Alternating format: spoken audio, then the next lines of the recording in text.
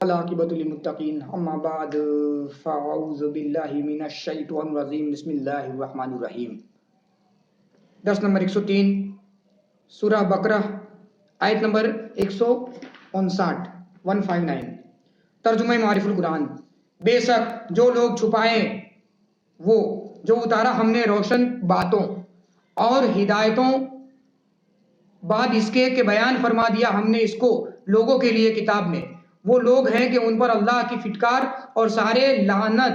کرنے والوں کی لعنت ہے۔ تفسیر اشرفی۔ بے شک علماء یہود میں سے جو لوگ اپنے بغض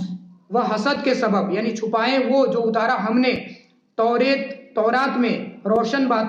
باتوں واضح دلیلوں کو، مثلا حکم رجم یعنی زنا کا بھیچاری کو پتھر مار ڈالنے کا حکم، اور اس کے سوا ہدایت، نعت مصطفیٰ، صفات محمدیہ، آپ کی حقانیت کی نشانیاں اور اسلام کا برحق ہونا، اور سابقہ سارے ادنا ادیان یعنی پورو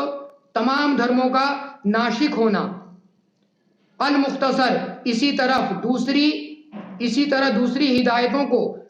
اور وہ بھی بعد اس کے کہ بیان فرما دیا ہم نے صاف واضح طور پر اس کو لوگوں کے لیے کتاب توریت میں، جس کے اولین مخاطب سب سے پہلے خطاب سمبودن کیے ہوئے بنی اسرائیل ہی ہیں۔ کتنی ضرورت کی بات ہے کہ ہم تو ظاہر فرمائیں اور یہ اسے چھپانے پر لگے ہیں، اس کو بیان نہ کریں یا اس حصے کو ضائع کر کے یا اس میں تحریف یعنی پھیر پھار کر کے اس کی جگہ اپنی طرف سے بیان ہوا دوسرا مضمون بیان شامل کر کے، تو ہر سننے والا سن لے اور سمجھ لے کہ یہی وہ لوگ ہیں کہ ان پر اللہ تعالیٰ کی فٹکار ہے۔ اللہ تعالیٰ ان کو اپنی رحمت سے دور فرما دے گا اور دور رکھے گا، اور یہی کیا کم تھا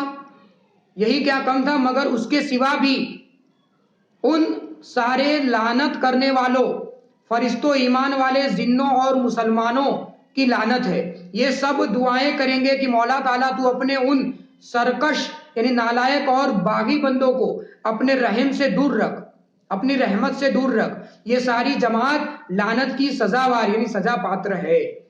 آیت نمبر 160 مگر جس نے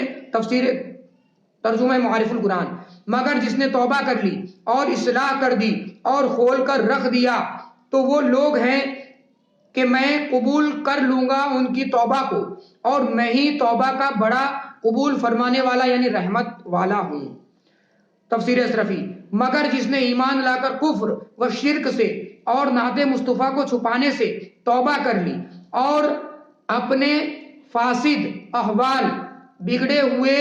حالات کو درست کر کے اپنے افراط و تحریف یعنی کمی بیشی سے باز آ کر اپنی کی ہوئی ساری زیادتیوں کا تدارک یعنی اپائے علاج کر کے خود ہی اپنے کو صحیح راستے پر لگا لیا اور اپنی اصلاح یعنی سدھارنا کر دی، اور جو کچھ چھپایا تھا اس کو کھول کر رکھ دیا اور صاف بیان کر دیا، تو وہ لوگ ہیں کہ میں قبول فرما لوں گا ان کی توبہ کو اور ان پر اپنی رحمت کو اور نوازشوں کا نزول کرتا رہوں گا، اور ایسا کیوں نہ ہو اس لیے کہ میں ہی تو توبہ کا بڑا قبول فرمانے والا اور بخشش و رحمت والا ہوں۔ میں سزا دینے میں عجلت نہیں کرتا بلکہ بندے کو توبہ و استغفار کی پوری مہلت دیتا ہوں، اور جب بندہ سچے دل سے توبہ کر لیتا ہے تو میں اسے معاف کر دیتا ہوں، وہ ایسا ہو جاتا ہے گویا اس نے کوئی گناہ ہی نہیں کیا۔ رب کریم نے پہلے نبی کریم کی نعت چھپانے والوں کا ذکر کیا اور ان پر لعنت فرمائی، اور پھر ان میں توبہ کرنے والوں کا تذکرہ یعنی ذکر فرمایا۔ اب ان کا ذکر ہے جنہوں نے اپنے اس کفر سے توبہ نہیں کی اور کفر ہی پر مر گئے۔ اللہ تعالیٰ نے فرمایا ان پر اللہ کی اور فرشتوں اور تمام لوگوں کی لعنت ہے۔ صلو علی الحبیب صلی اللہ تعالی علی محمد صلی اللہ علیہ وسلم۔